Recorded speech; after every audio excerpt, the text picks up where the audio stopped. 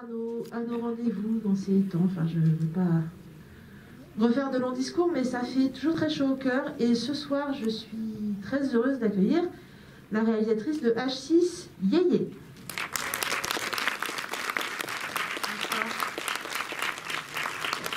C'est un documentaire que vous allez découvrir, qui est sorti hier sur les écrans, et qui a vraiment été l'un des coups de cœur de l'équipe du Méliès à Cannes, où il était présenté en séance spéciale. Cette année à Cannes, il y avait plein de catégories, mais c'est vraiment un film qui s'est détaché du lot pour Stéphane, qui l'a vu dès qu'il l'a vu. Et donc je suis vraiment heureuse qu'on puisse organiser cette séance ce soir. Je remercie Nourfilm aussi d'avoir pu nous permettre de vous recevoir. Est-ce que vous voulez dire quelques mots avant la projection? On va se retrouver à l'issue, bien sûr, pour parler de ça. Je suis Yéyé et puis artiste qui travaille entre Europe et Asie. Et voilà, en fait, je me considère plus comme artiste et travaille dans différentes formes de l'art. Et donc H6, c'est mon premier film. Je vous laisse découvrir et puis on peut discuter après. Voilà mon film. Très bonne séance.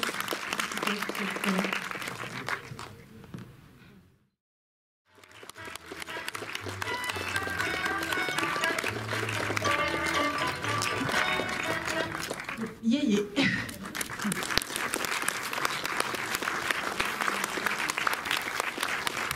Merci beaucoup. Je vais poser une, deux, trois premières questions, mais dès que vous êtes remis de vos émotions, je peux dire peut-être, enfin, dès que vous avez envie de prendre la parole, prenez-la. Non, prenez la parole, prenez le pouvoir. Je vais peut-être commencer par te demander tout simplement comment tu as eu connaissance et la possibilité d'aller tourner dans cet endroit incroyable, dans ce grand hôpital. Comment tu as rencontré ce lieu et qu'est-ce qui t'a donné envie d'y poser ta caméra? En fait, ça vient d'un vécu personnel. J'ai eu aménagé en France en 2014 et je suis hospitalisée dans un hôpital français. Je suis étonnée par mon propre réaction parce que j'étais un peu joyeux, parce que j'ai beaucoup de doutes et je perds un peu équilibre. C'est pour ça, je pense, à une des raisons que j'étais malade après. Et je me réagis tout différemment en toutes les questions. Je ne me reposais plus, je suis dans un autre.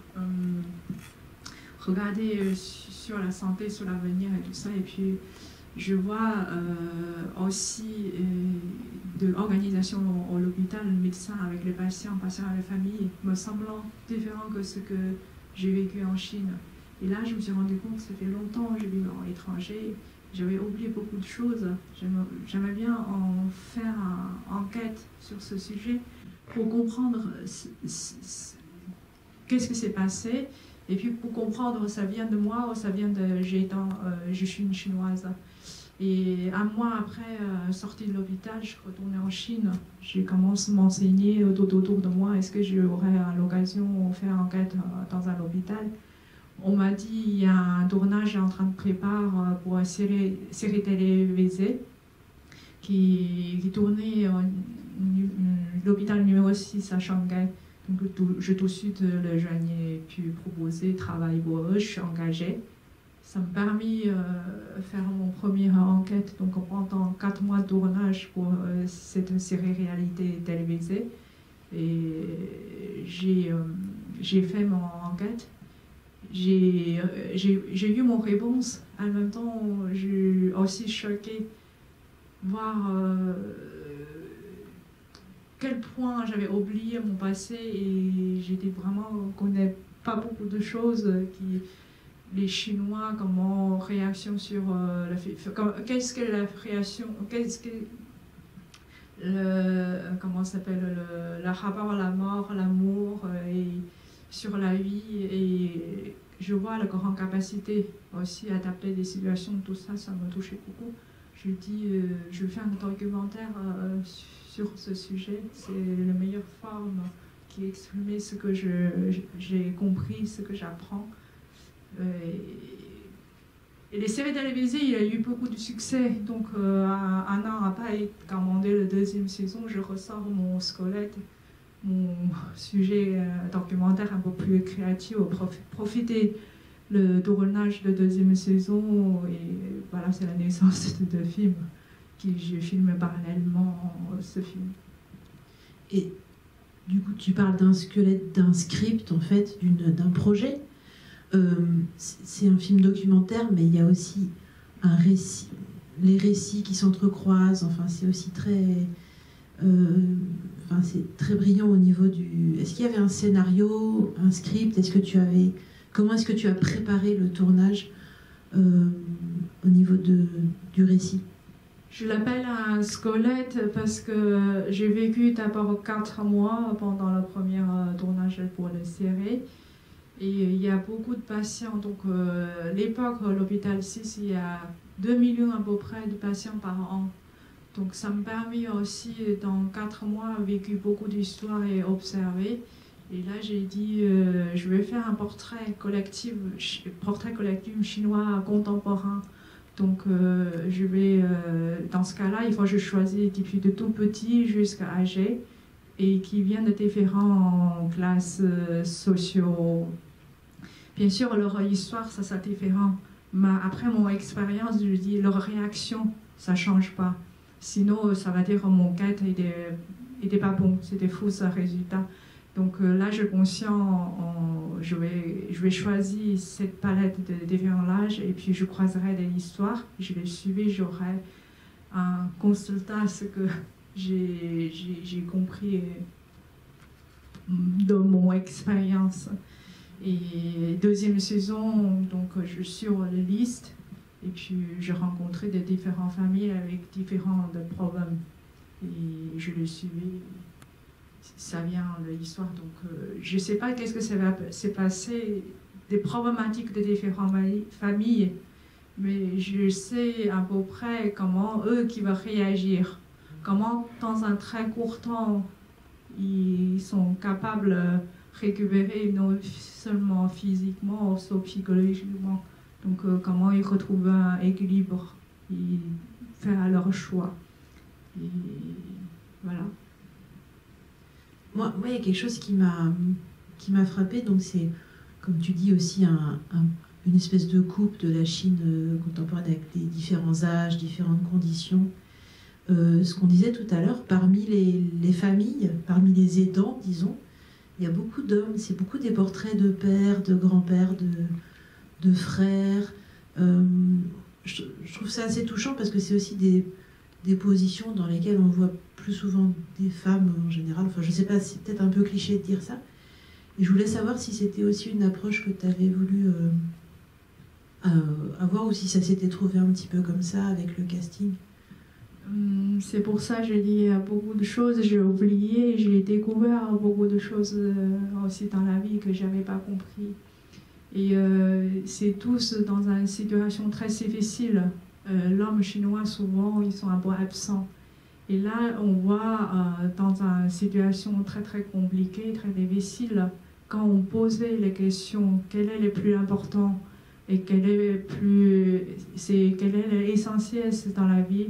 Même les hommes, on voit profondément quelle est leur place dans la vie, être responsable, tenir, et pour être dépendant. Et puis là, on voit, il réagit. C'est pour ça que j'ai dit, dans une très concentration de difficultés, c'est triste et très lourd en même temps. C'est là on peut voir une vraie réaction sentimentale. Et on voit quelque chose qu'on ne voit pas. Voilà, donc c'est vrai. Et puis, il y a bien sûr des participations dans la femme dans l'histoire. Ils sont participés des décisions, tout ça. Et comme ce n'était pas quelque chose qu'on a souvent voir dans la vie, et tout d'un coup, elle a mis importance. Donc, le rôle de père dans la famille. Est-ce que vous avez des premières questions? Je vous donne. Ce sont des gens pas très riches dans l'ensemble. Et Mais ce sont des gens pas très riches dans l'ensemble, et l'argent a l'air d'être toujours là. Et pour nous, ici, on a la chance d'avoir quand même la sécurité sociale.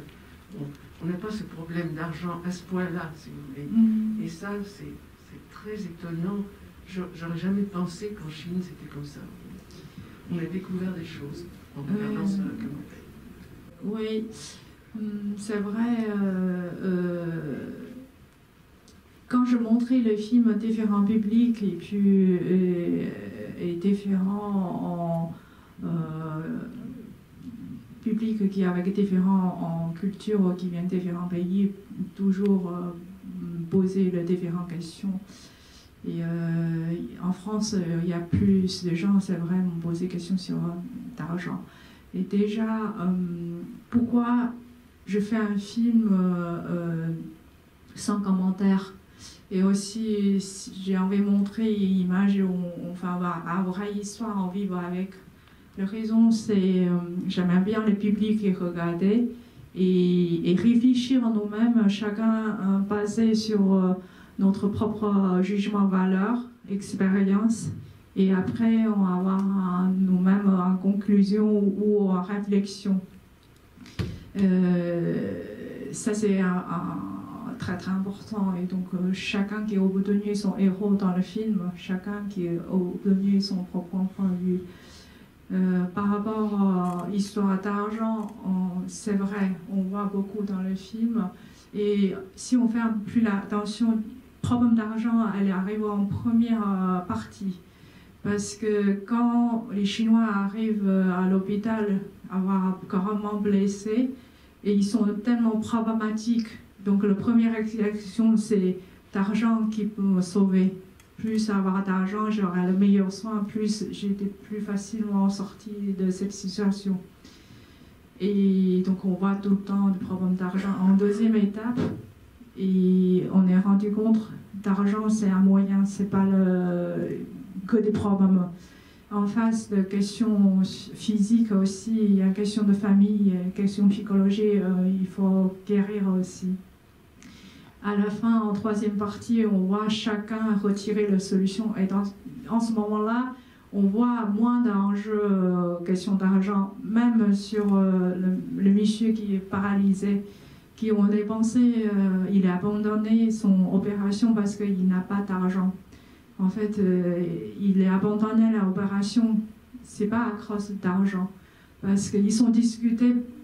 Peut-être si vraiment on n'a plus de solution, on va endetter d'appartements, on va payer l'opération. Et en fait, le vrai problème pour ce monsieur, c'est l'opération, parce qu'il y a un problème de cœur. L'opération devient très dangereuse pour lui et il peut mourir pendant l'opération. Et même on l'a opéré, il ne sera jamais guéri, il sera toujours paralysé. Et là, lui, il a posé la vraie question, en fait, c'est comment il va mourir. Et pour lui, en fait, cette histoire, autant pour moi, c'était très difficile. À un moment, on l'a envie, elle a été, mais on ne peut pas faire un choix à sa place.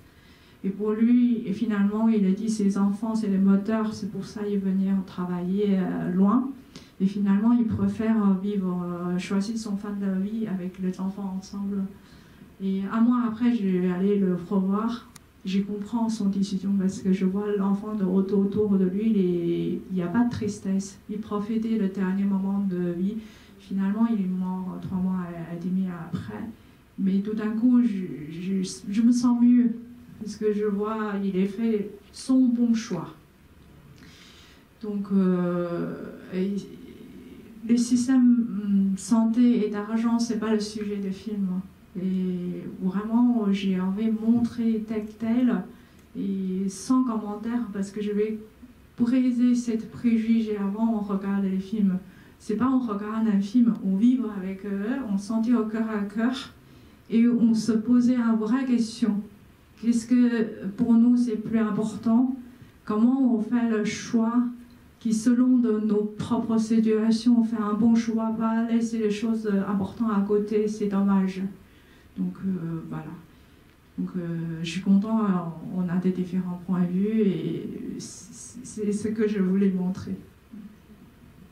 Je ne sais pas si ma supposition est bonne. J'ai l'impression que vous êtes né en Chine et que vous êtes venu en France après. Oui. C'est ça? Oui, et vous avez été opéré en Chine? Non. J'ai jamais vécu à l'hôpital en Chine. Donc, moi, j'ai vécu jusqu'à aujourd'hui, c'est exactement moitié de temps en Chine, moitié de temps en France. Donc, j'ai fait mes études, une partie en Chine, une partie en France et travaillé les deux côtés. D'accord. Ouais. Bon. Alors, il y a deux choses qui m'ont touchée. On a de la chance de connaître la Sécu parce que enfin, toute la Chine est endettée, enfin, effrénée par le problème de sécurité. Nous, on peut être malade, on est toujours bien soigné. Et puis, j'ai remarqué qu'il y avait une tendresse dans les couples. Il y a des caresses comme ça entre... Là, il y a quelque chose de très sensible que j'apprécie. Merci beaucoup. Je rejoins la question tout à l'heure parce qu'on dit ils sont presque tous des familles pauvres. En fait, pas tout à fait. Ils sont bien de vraiment différentes classes moyennes. Il y a des pères et filles et c'est des gens un peu aisés. Et là, on voit leur problème, c'est les gens dans la classe moyenne qui tout est pas assez non-dit. Et on se sentit. Et puis quand exprimé, ça a l'air maladroit. C'est l'air comme ils sont en train de mise en scène parce qu'ils ne sont pas habitués. Et puis on voit la vie au couple, c'est typiquement intellectuel. Ils ont vécu la vie, mais ils sont un peu dépassés par la vitesse et de développement et tout ça. Et là, on voit l'essentiel. Qu'est-ce que ça reste? C'est l'amour. C'est pour ça que j'ai dit, voilà, c'est vraiment un portrait collectif. Et tout ce qu'on voit, que j'ai envie de montrer, c'est comment être individu, faire un vrai choix dans la vie. C'est vrai, il y a des différents systèmes, c'est nous montrer les différents systèmes. Mais beaucoup plus important, c'est comment réagir. Dans ce cas-là, n'importe sur quelle constance, on aurait un résistant devant le douleur et on ne ratait pas des choses importantes à côté. Oui, bonsoir. D'abord, bravo pour votre film, effectivement. Merci. Une question que je me pose, c'est plutôt la question des relations que vous avez avec les personnes que vous avez filmées, qui sont à un moment très dramatique pour elles. Et donc, vous leur proposez à ce moment-là de filmer. Est-ce qu'ils acceptent? Et comment est-ce qu'ils sont associés à ce qui est presque un scénario? Voilà, quel est votre rapport avec les personnes? Je ne sais pas pourquoi ils sont acceptés, parce que parfois je pose des questions, est-ce que je peux filmer? Les gens m'ont refusé, je dis d'accord. Et celui que je pose des questions, il s'accepte. Donc je me pose des questions moi-même après, ils m'acceptent en différentes raisons. Certaines qui même pas osé refuser parce qu'ils sont tellement gentils. Et certaines, c'est une question de partage, il a envie de partager. Et certaines, peut-être il cherche la justesse, par exemple le grand-père avec la petite fille. Il persuadé, il a raison. Si on a mis dans son position, bien sûr on va penser il a raison. Et donc il a envie d'avoir un jugement par les autres. Donc différentes raisons. Mais par contre, comment gérer les relations avec eux, c'est une grande question parce que pour moi c'est un vrai challenge. Comment pas, parce qu'en face quelqu'un qui est dans une difficulté, surtout malade, c'est difficile pas être empathie avec.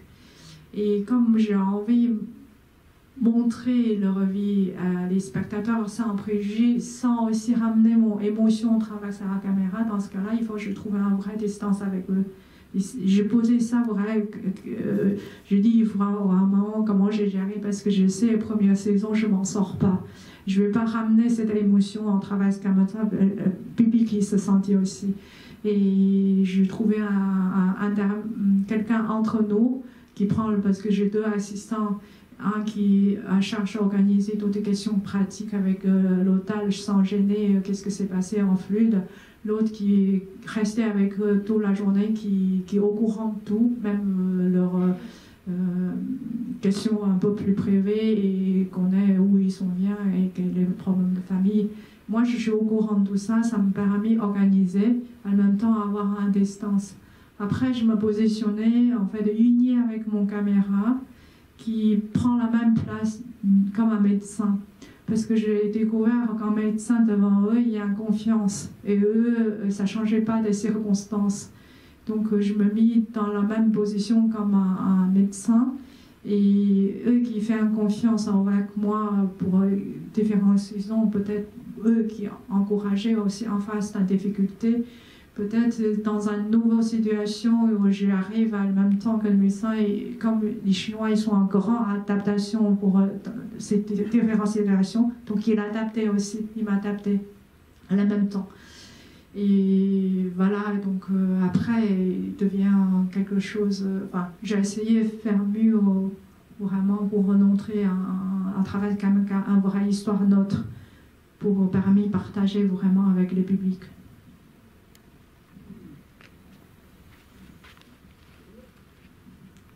Merci.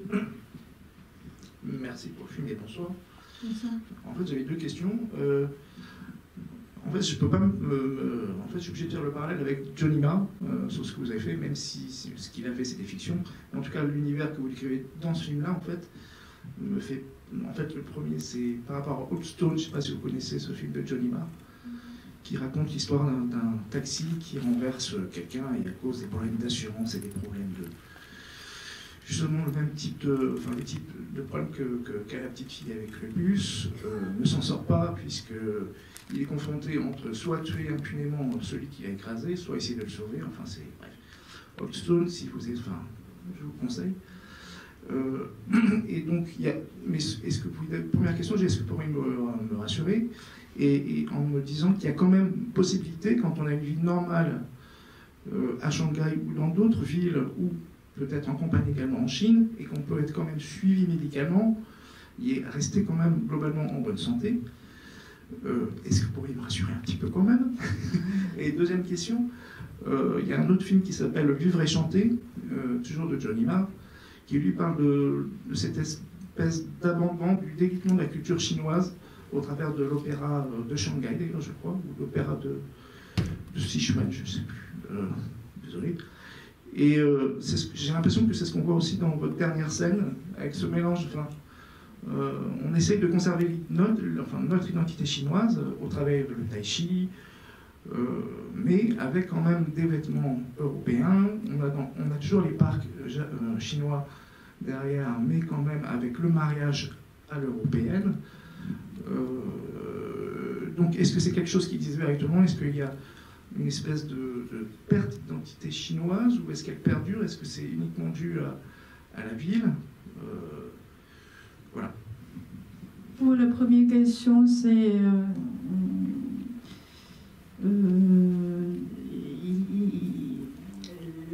la Chine, pendant 30 ans, on a rattrapé qu'est-ce que c'est vécu en France 100 ans. Donc c'est arrivé très vite, donc il y a des contacts, mais ils sont quand même pas mal sortis au niveau de médical. Il y a un vrai accès. Pourquoi ils sont tous arrivés à l'hôpital numéro 6 et ne restaient pas dans leur région? C'est comme ici, quand on est malade, la première chose, on pensait qu'on allait voir le meilleur médecin et le meilleur hôpital du monde. Et il y a un choix, donc c'est accès. C'est pour ça qu'ils sont prêts à payer, venir de loin pour être soignés là-bas. Donc c'est pas, ça existe dans les régions, parce que c'est un pensée du monde entier, en fait, ils vont toujours chercher vers le meilleur. Et c'est là aussi, on montrait qu'il y a une vraie accessibilité. C'est pas parce que tu n'habites pas ici et puis on t'accepte pas. Et c'est pour ça qu'ils sont remplis, il y a beaucoup de monde. Pour répondre à votre deuxième question, aussi lié à la première, c'est vrai, dès le départ, je dis je vais faire un documentaire, mais comme une fiction.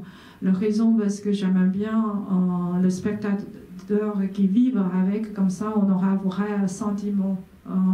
Pas forcément analyse ou sans préjugé qui dit c'est un documentaire, on excuse. Non, on vit avec, comme ça on peut avoir une conclusion plus vient de nos cœurs. Et puis, donc pour moi, la vie réelle est aussi extraordinaire comme la fiction. C'est pour ça aussi, dans le film, ce que vous citez, j'ai jamais vu, mais ça ne m'étonne pas. Parce que souvent, on fait la fiction, c'est pas on invente des choses qui n'existent pas. Et c'est de la réflexion qui vient de la vraie vie. Et c'est ça, on découvre la vraie vie, tout est mélangé. C'est pas une question de mélanger ou influencer par rapport à la culture étrangère, parce qu'aujourd'hui tout est un peu pareil. On voit aussi la manière le médecin se soigner, c'est une cohabitation de traditionnel avec quelque chose un peu plus occidental à mélanger. Ça c'est pareil, c'est passé un peu partout, simplement parce que notre culture est un peu différente et on voit visuellement c'est plus choqué. Et à la fin, les gens, ils sont tenses, il y a des mariages à côté, parce que c'est notre vie quotidienne. Il y a des gens qui exercent, il y a des gens qui, voilà, avec des fêtes de différentes organisations. C'est pour ça aussi, ça montre à l'image, les Chinois sont des humains comme les autres. Et voilà, c'est juste que différentes cultures et différentes réactions, peut-être leur manière de résilience est différente, mais voilà, c'est quelque chose d'universel. Le danse à la fin s'appelle la danse zen. Pourquoi la danse zen? Parce qu'il n'y a pas de chorégraphe uni. Chacun exprime leur manière. C'est pour ça on voit il y a des messieurs qui semblent faire un tai chi. À travers cette danse, il fait son méditation. Il y a l'autre qui est très expressif, exprimé à son corps, et l'autre qui est carrément uni avec son corps comme un serpent. On voit la force de corps. C'est ça, on voit qu'est-ce que c'est important à la santé. Il y a une vraie force dans nos corps. Et pourquoi à la fin elle choisit ces gens à danser? Parce que chacun a exprimé sa manière et ils sont confiance. Et il est exprimé, et c'est aussi un peu tous mes personnages.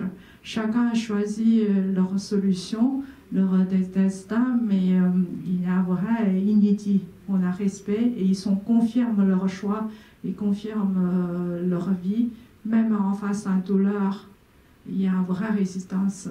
C'est ça, si on m'a demandé vraiment, est-ce qu'il y a un message, peut-être c'est ça, mon message, c'est faire son propre choix et confirme et être solide. Et dans ce cas-là, si tu confirmes, tu es solide devant la difficulté et on devient moins fragile. Parfois, il y a toujours les solutions. Et quand semblant il n'y a pas les solutions, on voit le plus important, ça apparaît. Et c'est pour ça aussi, je pense ici, comme vous disiez, c'était très bien, on est heureux, il y a des bons systèmes et tout ça. Dans ce cas-là, profitez le confort. Non seulement on profite du confort, mais aussi on profite dans un confort qui pose les vraies questions essentielles. Ne laisse pas des choses passer précieuses à côté, par exemple l'amour, le tendresse de la famille. Voilà.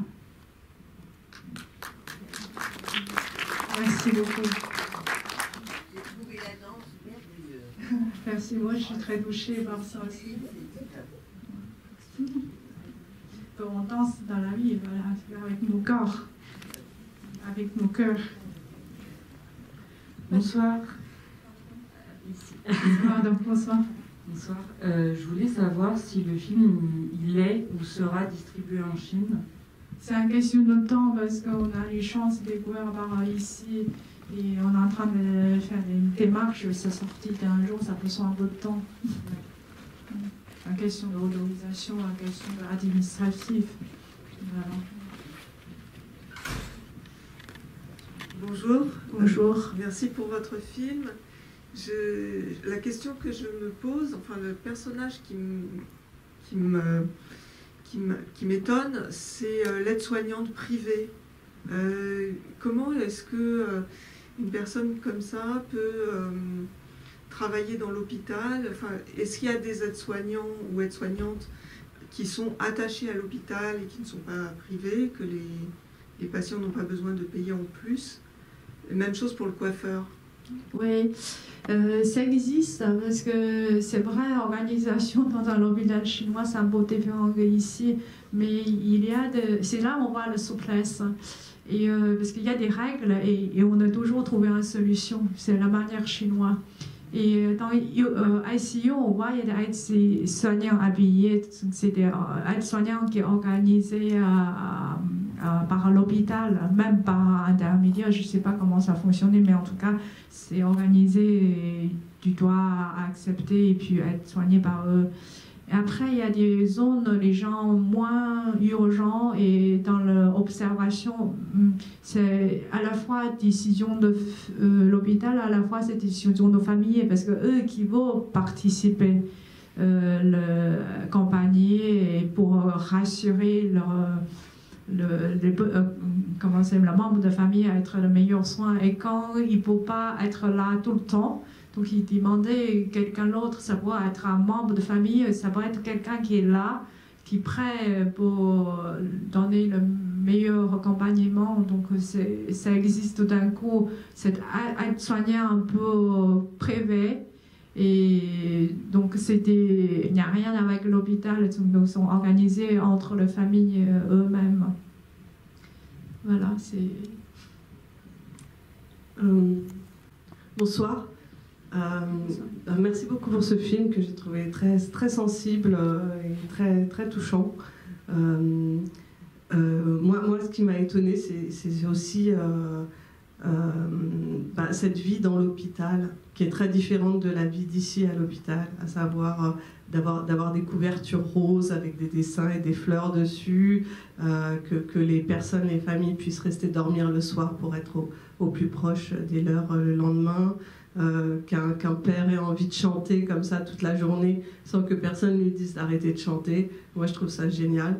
Et en tout cas, moi, ce que j'ai ressenti au-delà de tout ce qui est tragique autour de la maladie, j'ai ressenti quand même une très grande vitalité de ces familles chinoises, non seulement de liberté, j'ai senti quand même un espace de liberté que je ne crois pas qu'on a ici, et aussi beaucoup de sentiments. Voilà, quand même une très très grande place pour le sentiment et l'amour qui soutient. Beaucoup.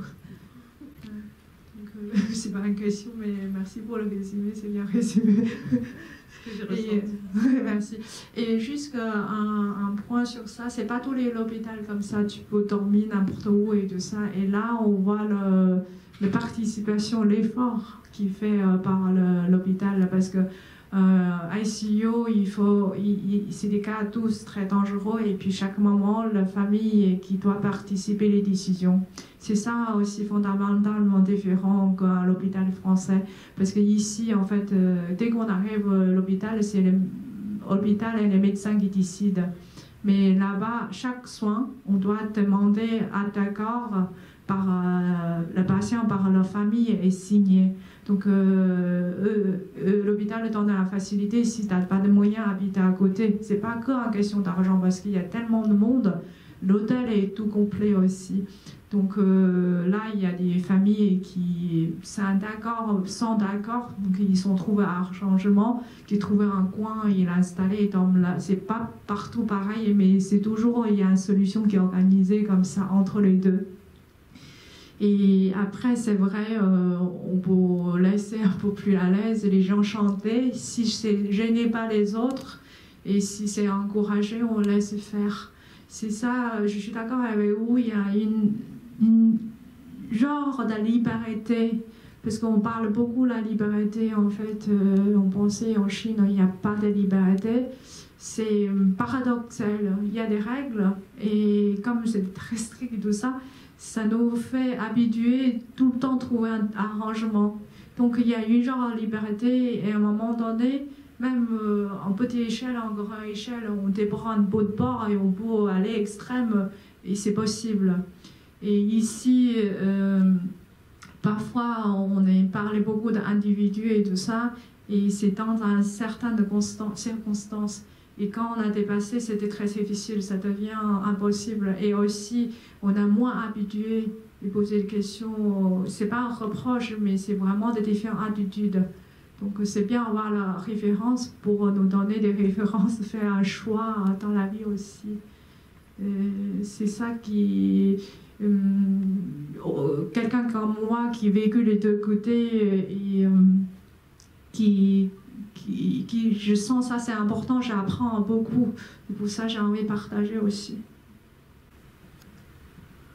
Oui, bonsoir. Oui, ce qui m'a... À la fois, j'ai trouvé votre film d'une intelligence absolument exceptionnelle. Et cette empathie et en même temps cette distance de la documentariste avec une extrême empathie, ce qui fait que on n'est pas sentimentalement attaché aux personnages. On les voit défiler. La question que je voulais vous poser, c'est le hasard qui a fait qu'au moment où vous avez filmé, il y avait ce père de la patiente, ce jeune veuf, qui chantait, ou est-ce que c'est quelque chose qui est relativement fréquent? C'est souvent comme ça. Et il y a eu un genre de folie exprimée de manière incohérente, et au départ on pensait qu'il devient fou, mais quand on s'en dit et on voit profonde tristesse derrière, et il est en train de pas cacher, il est en train de soigner, et puis il est en train d'encourager l'en face des autres. Donc ça exprimait des différents genres de folie, mais on trouve souvent chanter. Et parfois, il y a des gens qui expriment autrement, mais c'est pas rare, ça arrive de temps en temps, donc voilà. Et on voit, il chante fou. Donc c'est pas, il est habitué, c'est à un moment, il en veut exprimer cette manière pour exprimer son douleur, enfin pas exprimer son douleur, dépasser de son douleur pour trouver l'équilibre.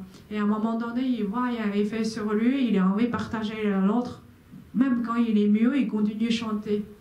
Parce qu'il a trouvé un accord, il trouvait une manière à vivre avec les autres. C'est ça, on voit quand tu arrives à l'hôpital, et c'est ça, on voit aussi la question de solidarité, l'histoire de famille et les familles, et pas seulement des petits cercles des familles.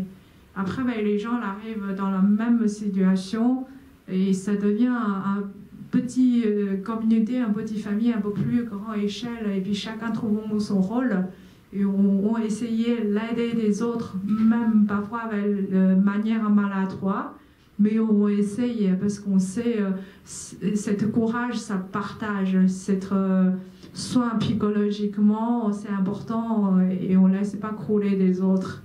Donc on sent qu'il y a quelque chose qui se crée, enfin, dans certaines circonstances assez différentes qu'ici. C'est pour ça que j'ai dit, j'ai vraiment appris beaucoup. Et là, je me suis rendu compte, en fait, j'ai eu la chance, vécu mon adolescence en Chine, que je vois une espèce de humour et fatalisme, et puis l'amour et dépendance. Et là, tout d'un coup, ça revient, parce qu'avant, j'ai reçu ça sans conscience. Et là, je peux observer. Et après, j'ai eu la chance de continuer de travailler la film pour réfléchir plus profond. Et ça m'aide beaucoup. C'est pour ça qu'on dit, il n'y a pas de liaison, mais la vie, c'est des vraies leçons.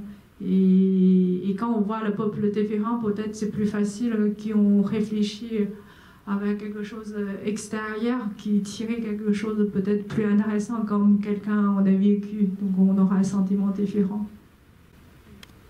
C'est ça, toute l'intelligence du film, ce côté très joyeux. En fait, on est dans un univers joyeux, alors qu'on a une vision d'une Chine, c'est pas qu'une vision. Il y a la réalité de la Chine en tant que système politique extrêmement rigoureux, rigide. Et là, on est dans le... Merci beaucoup. Merci beaucoup. C'est pour ça que j'ai dit, à un moment, quand on comprit l'essentiel, n'importe où, oui, dans quel pays, quelle circonstance, peut-être, au moins, on a plus confiance en face de la difficulté. Donc, c'est vrai, voilà. Et en même temps, c'est un peu difficile à dire, parce que pour exprimer, et dans un très court temps, on a retrouvé l'équilibre très vite. Et dans ce cas-là, j'ai obligé aussi de montrer une situation un peu concentrée, un peu plus dure. Donc, pour ne pas prendre comme référence dans les quotidiens qui disent la Chine, peut-être dans un autre pays, dans une circonstance, c'était dur. Voilà. Donc, mais ça ne cache pas, on voit. C'est ça qui est important. Bravo pour votre film qui est à la fois dur et magnifique, et votre travail qui est impressionnant. Vous avez déjà répondu à pas mal de mes questions. Il me restait une petite question technique. Je suis curieuse de savoir en fait si vous aviez tourné en équipe réduite et notamment comment vous avez géré le son. Est-ce que vous aviez... j'ai pas fait attention au niveau du générique. Est-ce que vous aviez un perchman? Est-ce que vous aviez pu mettre des petits micros sur les patients? Parce que il n'y a aucun problème de son. Le son est très bon. J'étais curieuse de savoir combien de personnes vous aviez avec vous dans l'hôpital. C'est un petite équipe de 7 personnes, mais par contre, on a parallèle série télévisée qui tournait, il y a 100 personnes, 100 caméras surveillance qui posaient dans la partie urgence. Donc les deux se déroulaient en même temps. Et moi, j'ai le rôle pour les deux. Donc je dirige l'équipe seconde pour le tournage série télé, que je m'organise tous les tournages hors caméra surveillance. Donc suivez des personnages dans différentes parties et faites des interviews.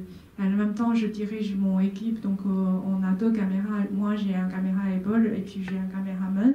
J'ai un ingénieur son, j'ai 2 assistants, j'ai un assistant de caméra. Et puis je vais changer au milieu à l'autre caméraman parce qu'il est très sensible. Il est très bon, mais il est trop sensible. Je ne veux pas, il porte son émotion. Donc en total, on a 7 personnes.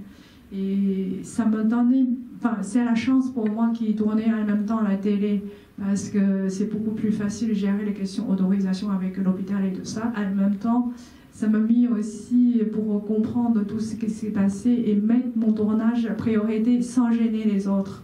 Donc je m'arrange à trouver un accord qui fait le planning pour les deux et comment je gère mes priorités quand eux ont besoin quelque chose, je peux ramener à part pendant mon tournage. En même temps, je ne vais pas gêner que je paraisse dans la caméra surveillance pour gêner leur tournage.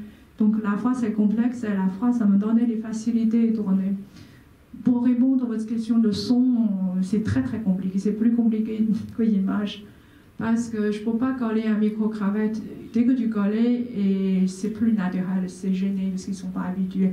Donc, je vais finalement trouver un pêche-main. Ce n'est pas la meilleure technique, mais c'est plus malin. Il est toujours caché quelque part pour ne pas gêner. Et donc, finalement, au moins, j'ai un son ambiance. Puis, j'ai toujours un son témoin avec mon caméra. Donc, pour rassurer, j'ai toujours un son avec les deux. Ça me donnait de matière au moins pour faire quelque chose un peu plus qualité. Donc, les caméras, c'est des gros caméras. J'ai pris Alexa.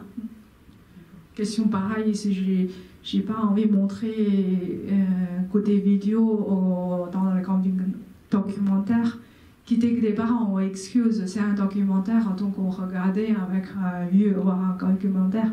Quand il y a certaines qualités de l'image, dans ce cas-là, on l'accepte comme une fiction, donc on vit avec l'histoire. Voilà, c'est un peu d'adaptation technique en fait par rapport à ce que j'ai envie d'exprimer. Merci, je répète, du coup, votre travail est vraiment impressionnant. Merci beaucoup. La télévision de Shanghai était en même temps. Et est-ce qu'ils ont donné leurs résultats, la télévision Shanghai? Oui, en fait... Pourquoi il y a une série de télévision qui est tournée à Dragon TV à Shanghai? Parce qu'à l'époque, il y a beaucoup de conflits entre le patient et les médecins. Donc, c'est une série de télévision réalité commentée. Et première saison, il y a eu beaucoup de succès. Une semaine après la distribution, il y a 12% de conflits décents. Et d'un coup, parce que c'était démontré aussi et dévoilé qu'est-ce qu'il y a vraiment mal compréhension entre le patient et l'hôpital et tout ça. Ça me donnait des possibilités de tourner pour la deuxième saison. Comme je prends le même rôle, donc je dirige la deuxième équipe, il y a une confiance qui se crée aussi avec l'hôpital. Donc c'est la naissance pour le film. Donc le film tel final, ils ne sont pas vus, mais par contre tous les jours j'ai écrit un rapport, qu'est-ce que j'ai filmé, pourquoi j'ai filmé, je suis l'ordre, je fais ma manière chinoise, donc je respecte les règles, je fais mon petit liberté à côté pour adapter les situations. Mais je n'ai pas abusé parce que il faut vraiment baser sur quelque chose de respect, sinon ça ne passe pas. Eh bien, merci infiniment, Merci Lily, beaucoup pour ta présence, pour ce film. Merci beaucoup pour tes réponses. Merci aussi à... Ah, finalement, il y avait une dernière. L'explication que vous avez donnée tout le temps, là, c'est parfait. Alors, c'était parfait, je traduis. Merci beaucoup, partager. Oui, je partage votre avis, madame. Merci aussi Lélia de Nos Films, donc, qui distribue le film et qui nous a permis d'organiser cette rencontre. Le film est sorti hier sur les écrans. Donc je crois que ça vous a plutôt convaincu. Donc allez répandre la bonne parole. Hein, c'est un des bons moyens. Il faut en parler autour de vous, il faut l'écrire. Vous pouvez l'applaudir à nouveau, je crois, Yéyé. Merci beaucoup. Et je vous souhaite une très bonne soirée à tous et à toutes. Merci beaucoup pour votre présence. Merci à tous.